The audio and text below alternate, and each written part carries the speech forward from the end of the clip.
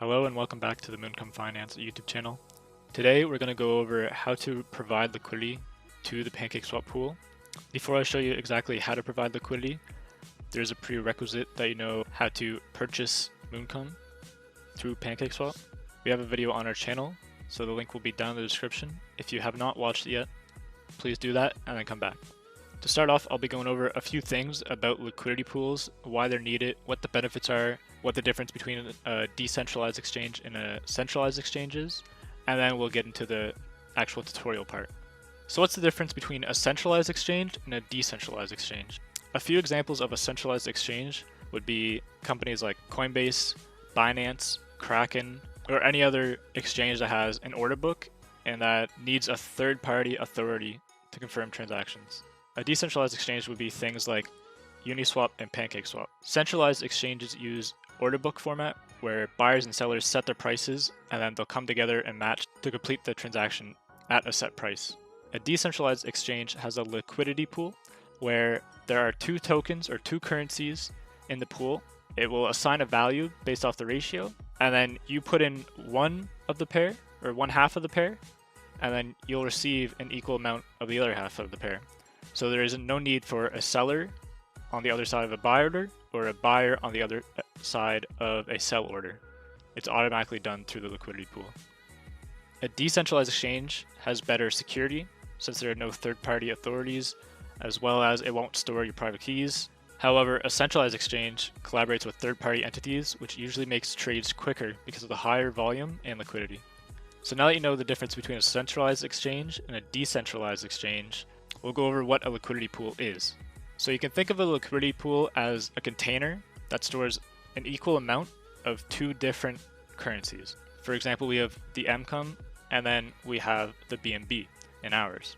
Based off of the ratio of Mooncum and BNB in the liquidity pool, it will set a price to the Mooncum.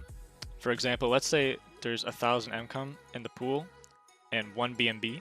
The current price of BNB is $654 currently. So that means that 1,000 Mooncum equals $654. To find out the price of one singular Mooncum token, you would just divide it by 1,000. Same with the price of BNB, and you get a $0.65 per token value for Mooncum. And this is set automatically through the liquidity pool. It finds out the ratio and it will assign a price. So now you know how the value is assigned to a token in a liquidity pool. We'll go over how exactly the buying and selling works with a liquidity pool, and then we'll go over how that affects and changes the price. So let's say you have BNB and you want to buy Mooncum, the token. So what you would do, you would put in the amount of BNB that you want to use. So let's say 0.5 BNB, and you would put it into the liquidity pool. In exchange, it would return 0.5 BNB worth of Mooncum token. Now, in this example, that would be equal to half of the pool, because the total pool is 1 BNB. We're putting in half of a BNB, so we should get roughly half of the tokens, so 500. Now, it won't always come out this cleanly. There's a few reasons why. First reason is it's actually updating the price change inside of the transaction. So it sees that it's changing the value of the token compared to BNB, and it'll update that in your transaction, so you actually won't get the full 500 because as you're making the transaction, it will increase in value since there's a buy. But this is the general theory of how it would work. Now, how would this buy change the price? Well, now the pool would have 1.5 BNB because we just put in 0.5. And we just took out 500 tokens, so now it would have 500 left. The liquidity pool will now automatically adjust the price by taking the 500 tokens that are in the pool, dividing by 500, so it gets the price for 1, and then also dividing the BNB price by 500. In this example, it would make 1 Mooncum token equal to $1.96. So you see how a 50% increase in the liquidity pool for BNB increased the price dramatically. This is because there wasn't a whole lot of liquidity in the pool, which brings us to our next step. Why are liquidity providers needed? It will create the stability in the price. The more volume you have in the liquidity pool, the less transactions will affect this price, it won't change this ratio in price as drastically as if you were to have little bits. It also provides traders with the ability to trade more volume on the selected pair. So this would mean you don't need to set your slippage too high, you can make bigger transactions, and it won't affect the price that drastically. Okay, now what are the benefits to being a liquidity provider? Our first point is an easy one to understand. Anytime a trader makes a transaction through the liquidity pool on PancakeSwap, there's a 0.2% fee. This fee is split up into two different parts. 0.03% goes to PancakeSwap, and 0.17% goes to the liquidity providers. So let's say the total liquidity pool is 20,000 tokens and 2 BNB. And let's say I own 10,000 of the tokens and 1 BNB in that pool. Well, that means I own 50% of that entire liquidity pool. This 0.17% liquidity provider fee will be split up proportionally and then given automatically to the liquidity providers based off of their current percentage holding in the liquidity pool. So in this example, I own 50% of the pool, so I'll get 50% of the 0.17%. This would be a 0.085% directly to me on every transaction.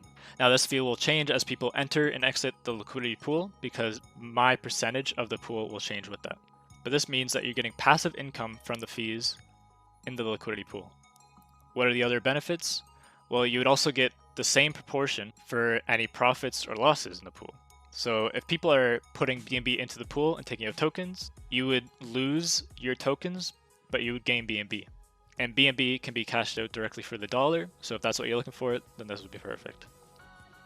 Alright, so now I'm going to show you how to add liquidity to the Mooncum to BNB pair on PancakeSwap. So you're going to want to go to PancakeSwap, you're going to want to hit liquidity on the left here. You'll see an add liquidity button or an import button. You're going to want to hit add liquidity. Once you're in this page here, what you're going to want to do is the top should be selected as BNB. For the bottom, you're going to select the token. Now you see a bunch of things change here. So as you can see down in the bottom right here, it'll show you the percentage share of pool that you'll be getting depending on how much you put in. So I have a very small amount of BNB here, so I don't even know if it'll show up as 1%, but for tutorial sake, we'll do 0.005. As you can see, it will automatically put in the amount of Mooncum token that I would also need to match to put into the liquidity pool. It'll show you the price and how it's coming up with these numbers, and then it'll show you the amount of share in the pool that you'll be receiving. After that, you would hit supply, confirm in supply, and then confirm on MetaMask, and that will put you automatically in the pool. Once you've done that, if you come back to the liquidity page, you can see your liquidity. It might not show with this pair here, so if it doesn't, you would hit import. It would be BNB, select the token, put in the token, and it would show you exactly how much you have here. And if you come back, you can just hit the down arrow here. It will show you how much Mooncum token you've pooled, how much BNB you have pooled, you pool tokens, and then you pool share. And that's about all there is to liquidity and providing liquidity. If you ever want to take it out, you click the remove button. You can select the percentage amount that you want to remove, hit approve, then hit remove, and it'll automatically take out your proportion with the percentage that you wanted to take out. Thanks for watching this video. Like if this helped you out at all, subscribe because we'll be posting more content.